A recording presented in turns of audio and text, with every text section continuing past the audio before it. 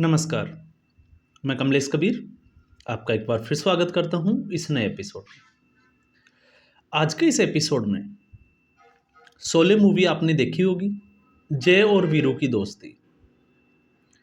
और जय जब मौसी से मिलता है तो वो अपने दोस्त की लाख बुराइयां मौसी के सामने करता है, लेकिन एक बात जरूर बोलता है, लेकिन वो बहुत अच्छा है। तो भारतीय राजनीति में इस वक्त राहुल गांधी और गौतम अडानी की जो जोड़ी है वो कुछ इसी तरीके की है, जय और वीरू की जोड़ी। अब आप सोच रहे होंगे कि दोनों की जोड़ी, जय और वीरू की जोड़ी हो कैसे सकती है, क्योंकि राहुल गांधी 2014 के बाद लगातार नरेंद्र मोदी को अंबानी और अडानी के नाम से घेरने की कोशिश करते हैं और पूरे देश में एक ऐसा माहौल बनाने की कोशिश की जा रही है जिसमें यह लगे कि अंबानी और अडानी जो है वो 2014 के बाद में ही खड़े हुए हैं। उससे पहले अंबानी और अडानी को कोई जानता ही नहीं था, तो उससे पहले कि हम जो है वो बात नहीं करने वाले। हमें जरूरत है उसको समझने की। और सबसे बड़ी बात कि आखिर ये रिश्ता जो है वो कहलाता क्या है। तो अब राजनेताओं ने एक नए ढंग का एक जो है वो तरीका अपनाया है, और तरीका ये है कि किस तरीके से जनता को पप्पू बनाया जाए, मूर्ख बनाया जाए। और हमारी गलती ये होती है कि हम फैक्ट्स को बिना जांचे उसी रास्ते पे आगे बढ़ते चले जाते हैं। और कैसे बढ़ते चले जाते हैं, अब इसको थोड़ा सा जो है वो टेक्निकली हमें समझने की जरूरत है। आज हम बात करते हैं जैसे मीडिया चैनल की। तो मीडिया चैनल जो है वो या तो मोदी विरोध में खड़ा होगा या मोदी के फेवर में खड़ा होगा। तो आप एक चीज सोच के देखिए कि कोई भी मीडिया हाउस या प्रोडक्शन हाउस है, वो किसका है। ज्यादातर नहीं, मैं ऑलमोस्ट अगर मीडिया हाउस की बात करूं तो वो सारे के सारे जो है वो किसी ना किसी बिजनेसमैन के हैं। और बिजनेसमैन अगर किसी चीज में पैसा लगाता है तो वो सिर्फ और सिर्फ पैसे कमाने के लिए लगाता है। उसको कोई मतलब नहीं है कि सच क्या चल रहा है और झूठ क्या चल रहा है। अगर अडानी ने किसी चैनल को खरीद लिया, आपने और मैंने किसी चैनल को खरीदा, तो हमने खरीदा क्यों? पैसे कमाने के लिए। और पैसा कहां से आता है? विज्ञापन से। तो जो सरकार ज्यादा विज्ञापन देगी उसकी जो नेगेटिव जो खबरें हैं उसको जो है वो दबाया जाएगा, और उसकी पॉजिटिव खबरें जो है वो उसको दिखाया जाएगा। ये एक जो है वो हमेशा से मीडिया का ट्रेंड रहा है। दूसरा, हम बात करते हैं आइडियोलॉजी की।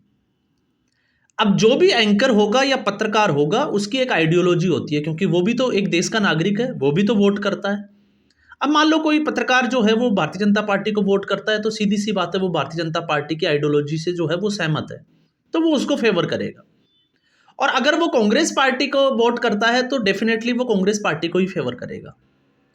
तो ये किस संदर्भ में मैं कह रहा हूं उसको हमें समझने की जरूरत है। गौतम अडानी ये कौन है? बिजनेसमैन। और बिजनेसमैन अगर कहीं इन्वेस्टमेंट करेगा तो उसका एक ही मकसद होगा कि पैसा कैसे कमाया जाए। और जो सरकारें हैं, तो सरकारें किससे चलती है? सरकारें चलती है इन्वेस्टमेंट से। और इन्वेस्टमेंट कौन लेके आता है? ऐसे ही बिजनेसमैन लेके आते हैं। तो अब चुनावी माहौल है और आपको एक बार फिर जो है वो अंबानी और अडानी का जो है वो मुद्दा देखने को मिलेगा, और राहुल गांधी जो है वो हमलावर दिखाई देंगे। और अभी राहुल गांधी ने 18 तारीख को एक ट्वीट किया था, और ट्वीट जो था वो था हसदेव के जंगलों का। हसदेव के जंगल जो झारखंड और छत्तीसगढ़ की सीमावर्ती जो इलाका है वहां पे है, और बहुत खूबसूरत जो है वो जंगल माने जाते हैं, दूसरे या तीसरे नंबर पे दुनिया में अगर हम देखें तो। और उनका जो ट्वीट था वो ट्वीट ये था, मैं आपको पढ़कर सुनाता हूं क्योंकि उसको मैंने लिखा हुआ है। हसदेव अरण्य में पुलिस बल के हिंसक प्रयोग से आदिवासियों के जंगल और जमीन के जबरन गबन का जो प्रयास किया जा रहा है, उससे आदिवासियों के मौलिक अधिकारों का हनन हो रहा है। ये मैंने शुरू की एक लाइन लिखी है। उसके बाद में उन्होंने और भी कुछ लिखा है, और कुछ ये लिखा है कि छत्तीसगढ़ की विधानसभा में इनकी जमीन के ऊपर कोई कब्जा ना कर सके इसलिए, या जंगल में जो है वो जंगलों को काट नहीं सके इसलिए सर्वसम्मति से एक फैसला या एक बिल जो है वो पारित किया गया था। तो सर्वसम्मति का मतलब उसमें भारतीय जनता पार्टी भी शामिल थी। अब ऐसा इसलिए क्योंकि आदिवासी जो है वो जंगलों से जुड़े हुए हैं, और उससे पहले आपने देखा था जो संविधान सम्मान जो सम्मेलन था उसमें भी राहुल गांधी ने जो है वो आदिवासियों की बात की थी, वनवासियों को लेके, और भारतीय जनता पार्टी को घेरने की कोशिश की थी। लेकिन जब हम इसके फैक्ट्स पे जाते हैं तो फिर समझ में आता है कि कहानी जो है वो कुछ और ही बयां कर देती है। और कैसे कहानी बयां करती है, आप देखिए, राहुल गांधी गौतम अडानी के ऊपर गौतम अडानी को टारगेट करके चलते हैं।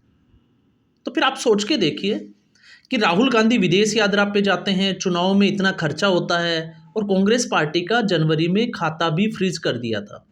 तो फिर कांग्रेस पार्टी ने आखिर लोकसभा का चुनाव लड़ा कैसे होगा, ये शायद सवाल जो है वो हर किसी के मन में आता होगा। तो फिर ये पैसा जो है वो आता कहां से है, क्योंकि इनके कोई काम तो है नहीं। तो फिर आपको समझना पड़ेगा, ये जो राहुल गांधी ने एक ट्वीट किया था उससे एक दिन पहले की अब मैं बात बताता हूं आपको। उस दिन तेलंगाना के मुख्यमंत्री ए रेवंत रेड्डी एक विश्वविद्यालय यूनिवर्सिटी जो है उन्होंने खोली है young India skill development programme के तहत, और गौतम अडानी जो है वो उसमें शामिल हुए और 100 करोड़ रुपए का दान दिया उस यूनिवर्सिटी को। तो आप सोच के देखिए, एक बिजनेसमैन 100 करोड़ रुपए का दान देता है और उस पार्टी के मुख्यमंत्री को देता है जो रात दिन जो है वो अडानी को लेकर मोदी को गालियां देते हैं। तो फिर ये रिश्ता क्या कहलाता है?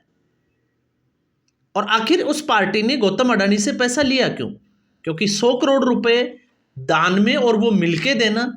और उससे पहले की अगर हम बात करें तो लोकसभा चुनाव से पहले जनवरी महीने में आपको पता होगा विश्व आर्थिक जो सम्मेलन हुआ था दावोस में, उसमें तेलंगाना के मुख्यमंत्री और गौतम अडानी की मुलाकात हुई थी और हजारों करोड़ रुपए के प्रोजेक्ट को लेके एमओयू साइन किए गए थे। तो फिर ये जो है वो लुका छिपी का खेल कांग्रेस पार्टी गौतम अडानी के साथ खेल क्यों रही है? क्योंकि वो तो देश को लूट रहे हैं, वो तो मोदी के दोस्त है। तो फिर राहुल गांधी, अब या तो राहुल गांधी की समझ कमजोर है या फिर राहुल गांधी जनता को मूर्ख समझते हैं। और ऐसा मैं इसलिए कह रहा हूं क्योंकि भारत जोड़ो न्याय यात्रा आपको याद होगा जब राजस्थान से गुजर रही थी, बांसवाड़ा भीलवाड़ा उस एरिया से, तो उस वक्त गौतम अडानी की मुलाकात हुई थी राजस्थान में एक समिट में अशोक गहलोत से, क्योंकि अशोक गहलोत उस वक्त मुख्यमंत्री थे। और अशोक गहलोत को लगभग 65,000 करोड़ का जो प्रोजेक्ट है वो गौतम अडानी के साथ जो है वो साइन किया था। और उसी यात्रा में राहुल गांधी लगातार जो है वो अडानी को गालियां दे रहे थे। तो फिर ये सीधे तौर से ब्लैकमेलिंग, सीधी तो समझ में यही आता है कि राहुल गांधी जो है वो अडानी को ब्लैकमेल कर रहे हैं और अडानी जो है वो दबाव में आकर कांग्रेस पार्टी को पैसा दे रहे हैं। तो फिर ये कांग्रेस पार्टी के लिए फंड इकट्ठा करने की एक प्लानिंग हो सकती है, ऐसा मैं एक आंकलन करता हूं। ये मेरी एक निजी राय हो सकती है, हो सकता है आप इससे सहमत है या नहीं, लेकिन ये हो सकता है। और फिर अशोक गहलोत जो है वो हजारों एकड़ जमीन जो है वो गौतम अडानी को लीज पे देते हैं प्रोजेक्ट के लिए। तो अब आप सोच रहे होंगे कि इसका छत्तीसगढ़ से क्या कनेक्शन है। तो आपको पता होगा राजस्थान के 4 कोल माइंस जो है वो छत्तीसगढ़ में आवंटित है और उसमें से 2 इकाइयां परसा और कांता बसन, ये दोनों इकाइयां जो है वो इस वक्त बंद पड़ी है। यह तत्कालीन जब कांग्रेस पार्टी की सरकार थी तब ये बंद पड़ी थी। और राजस्थान में कोल की सप्लाई नहीं होने से बिजली की जो परियोजनाएं थी, ताप संयंत्र जो थे वो उससे प्रभावित हो रहे थे। और ऐसी स्थिति में कांता बसन और जो परसा जो मैंने आपको माइंस की बात की, ये दोनों माइंस जो है उसका स्वामित्व 2015 के बाद से अडानी के पास है। अब ये राहुल गांधी जो लगातार जो है वो अडानी को लेकर टारगेट करते हैं, हम उसी की बात कर रहे हैं। और अशोक गहलोत उसी अडानी से जो है वो कोयला खरीद रहे थे।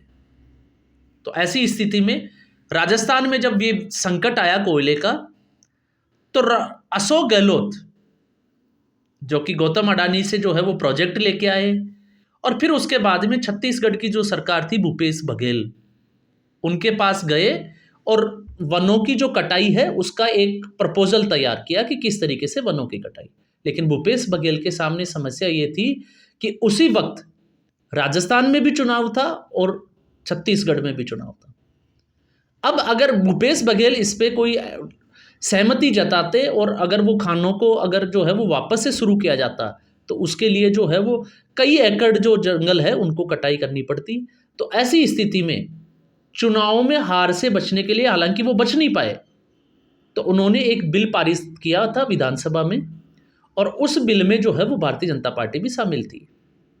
तो अब स्थिति ये हुई कि राजस्थान और छत्तीसगढ़ दोनों में ही जो है वो भारतीय जनता पार्टी की सरकार बन गई। और उस वक्त अशोक गहलोत जो है वो सोनिया गांधी के पास में भी गए थे, और आपको ज्ञात होगा कि राहुल गांधी के पास में भी गए थे। लेकिन राजनीति जो ये कहती है कि सारा खेल जो है वो चुनाव के लिए चलता है। और अब जब आपने देखा होगा सचिन पायलट जो छत्तीसगढ़ के प्रभारी और राहुल गांधी लगातार जो है वो इस हसदेव हरण्य के बहाने जो है वो अपना राजनीतिक निशाना साध रहे हैं झारखंड का, आदिवासियों के मसले पे, क्योंकि अब वहाँ पे जो है वो वनों की कटाई शुरू हो चुकी है और बहुत जल्द जो है वो कोल माइंस जो है वो शुरू कर दिया जाएगा। तो ये जो है वो सारी स्थिति बनी हुई है।